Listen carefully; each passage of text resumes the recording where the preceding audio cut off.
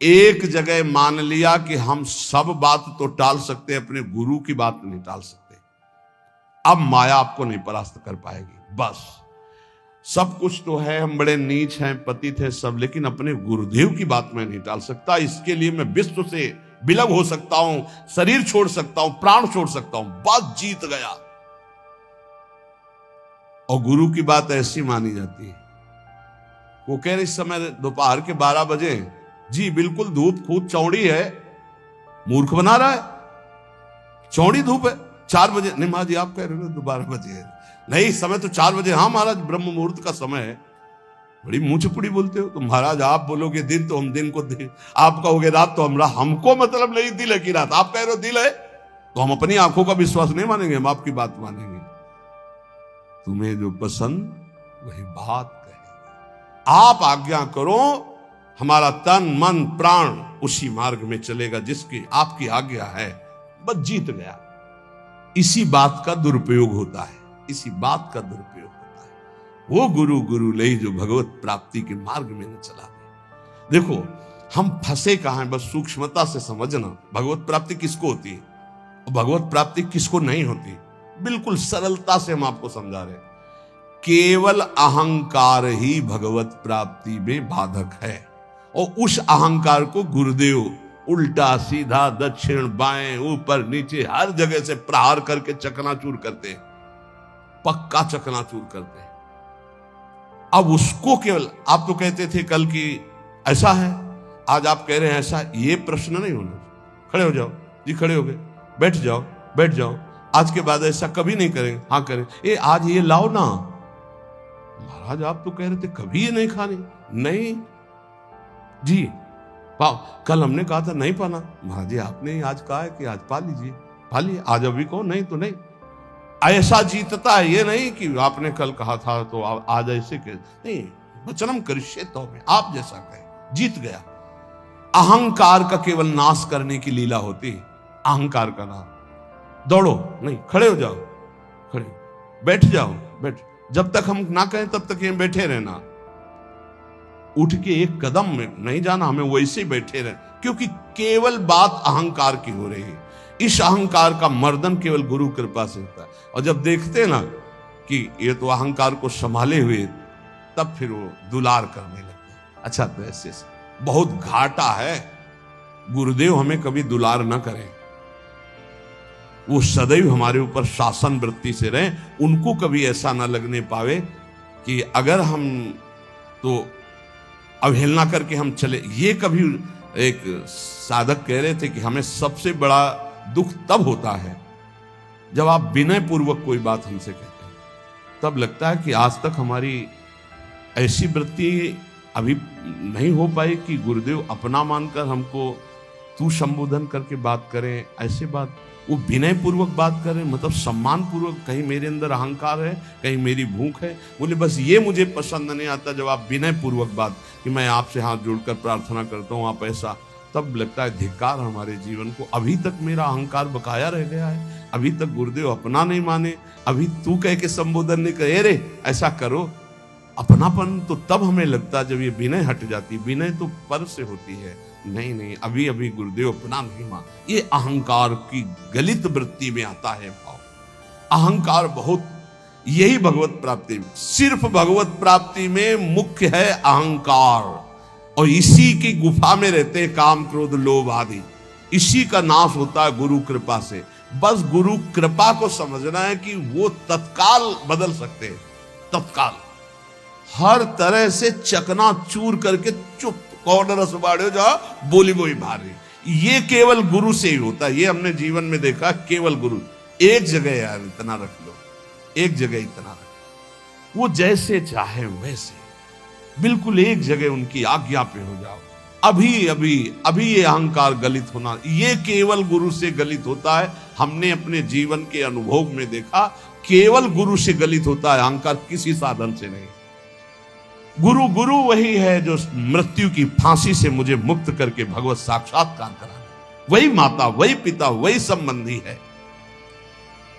ये शरीर दुखमय विषय भोगों की प्राप्ति के लिए नहीं है। नायम देहो देह भाजाम नृलोके कष्टान कामान नरहते विद्भुजाम ये तपो दिव्यम पुत्र कायेन सत्वम शुद्धे दस्मात् ब्रह्म सौख्यम त्वनंतम। हे पुत्रो, इस मर्तलोक में शरीर जो मिला है ये मरेगा, नष्ट होगा। इसमें बड़े रोग बड़े दुख आने वाले हैं। ये विषय भोगों के लिए नहीं मिला है। ये विष्ठा भोजी सूकर कुकर आदि को ये सब सुख प्राप्त है सांसारिक। इस शरीर को दिव्य भजन के द्वारा भगवत प्राप्ति कर लो, इसलिए मिला मानव दे। तपस्या के द्वारा अंतःकरण को शुद्ध करो। तपस्या कौन? जो हमारे अंदर काम क्रोध लोभ आ रहे हैं उनको जो हम चुपचाप सह रहे हैं, ये तपस्या है। इस शरीर को तपो दिव्यम पुत्रकायेन सत्वम शुद्धे दस्मात् ब्रह्म सौख्यम त्वनंतम। तपस्या के द्वारा अंतःकरण पवित्र करके भगवत प्राप्ति करो। तपस्या कौन? जो हम 2 बजे से जग रहे हैं, सब आराम से खा पी के सो रहे हैं, आप जग रहे हैं। अब आपका 10 बजे तक दिनचर्या चल रही है, कुछ थोड़ा सा जलपान, फिर भजन साधन, अपना रात दिन लगे हुए, काम क्रोध आदि शत्रु आ रहे हैं उनकी जलन सह रहे, ये तपस्या है। ये क्या करेगा? अंतःकरण को पवित्र कर देगा। इस शरीर से अनंत भगवदानंद की प्राप्ति होती है, अनंत भगवदानंद की।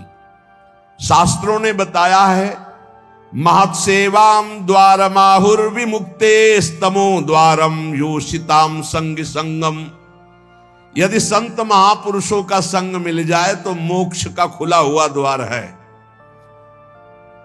और यदि कामी पुरुष का संग मिल जाए, कामिनी में आसक्त, नाना प्रकार के भोगों में आसक्त, तो बोले नरक की सर्टिफिकेट है पक्का। संग से ही उत्तम गति होती है, संग से ही निम्न गति की प्राप्ति होती है। महत्सेवाम तो द्वार माहुर विमुक्ते, संतों की सेवा, संतों का संग, संतों की आज्ञा का पालन, तो मोक्ष पदवी भगवदानंद। और विषयी पुरुषों का संग, विषय सेवन, तो कह रहे तमो द्वारम योषिताम संग संगम। ऐसे कामी नीच पुरुषों का संग नरक प्रदान करता है। कसम देने की जरूरत नहीं है, ऐसे पुरुषों का तो संग ही नहीं करना चाहिए। वो कहते हैं हमारी दोस्ती, अरे तिलांजलि देते तुम्हारी दोस्ती को, कभी मत आना, कभी मत बुलाना, कभी संग मत करना। नीच आचरणों में फंसाने वाले दोस्त नहीं, दुश्मन होते हैं। किसी को नष्ट करना, उसको व्यसन दे दो। किसी को नष्ट करना, उसे भोगों में फंसा दो, नष्ट हो जाएगा अपने आप। तो नष्ट करने वाला दोस्त होता है कि दुश्मन होता है? ये बड़ा विचित्र माया का खेल है कि दुश्मन दोस्त बन करके आता है, हम उसे स्वीकार कर लेते हैं। तमो द्वारम योषिताम संग संगम। जो कामी पुरुष है, व्यसनी पुरुष है, व्यभिचारी पुरुष है, नाना प्रकार के कुमार्गगामी प्रवृत्तियों का, तो हमें कभी ऐसों का संग नहीं करना चाहिए। महांतस्ते समचित्ता प्रशांता विमन्यवः सुहृदा साधो। ये अब कहते हैं जिन महापुरुषों का संग मोक्ष का खुला हुआ द्वार है, वो कैसे होते हैं? तो बोले महांतस्ते समचित्ता, सब में अपने प्रभु को देखने वाले महात्मा को महापुरुष कहा गया है। वासुदेवा सर्वमिति स महात्मा सुदुर्लभा। सबके हृदय में एकमात्र भगवान विराजमान, समचित्ता और परम शांता, किसी भी द्वंद्व की स्थिति में अशांत न हो। और कह रहे हैं विमन्यवः, किसी भी स्थिति में क्रोध ना आने पावे, क्रोधहीन। और सुहृदा साधोए, सबका हित चिंतन करने वाले, सदाचार परायण, उनको महापुरुष करते हैं। जो ऐसे महापुरुषों का संग करता है वो निश्चित भगवत प्राप्त हो जाता है। सत्संग का मनन किया जाए, मनन से बहुत जल्दी हृदय पवित्र होता है। रोज जो सत्संग सुनते हो, अगर कई बार इसे सुनो और मनन करो तो बहुत लाभ मिलेगा। सार सत्संग का, जिन प्रभु की तुम शरण में हो, यही अखिल कोटि ब्रह्मांडों के ईश्वरों के भी ईश्वर हैं, कोई अन्य आश्रय लेने की जरूरत नहीं। ऐसे प्रभु हमारी प्रियाजू की प्रेमाधीन है, इसलिए हम सदैव गरजते रहते हैं प्रियाजू के बल से, गोरे चरणारविंद की ठसक से रहते हैं। जिसको ये ठसक प्राप्त करनी है वो एक एक मिनट प्रभु के चरणों में समर्पित कर दे। भूल हो जाए तो जितनी देर भूल हो जाए उस भूल को भी समर्पित कर दे। एक एक क्षण समर्पण करने का फल मिलेगा, प्रभु की नाम में रुचि, प्रभु की लीला कथा में रुचि, इसका फल होगा। आपकी स्थिति अध्यात्म की ऊंचाई पे आ जाएगी। कभी आपको इतना आनंद आएगा कि आप लौटते लौटते हंसते रहे, कभी इतना आएगा कि रुदन आ जाए, कभी नाचने का मन होगा, कभी गाने का, वो एक दिव्य उन्मादमय स्थिति। और कभी ऐसी स्थिति जिधर देखो मेरे प्रभु तो सबको दंडवत कर रहा है, स्त्री हो, पुरुष हो, जड़ हो, चैतन्य हो, पापी हो, पुण्यात्मा हो, सबको नमस्कार, सबको प्रणाम कर रहा है। यही महाभागवत स्थिति भगवान अजित को जीत लेती है। इसलिए निरंतर नाम जप करते हुए अपने चित्त को प्रभु में लगाओ। यही जीवन का परम सार है, इसी में परम सुख है।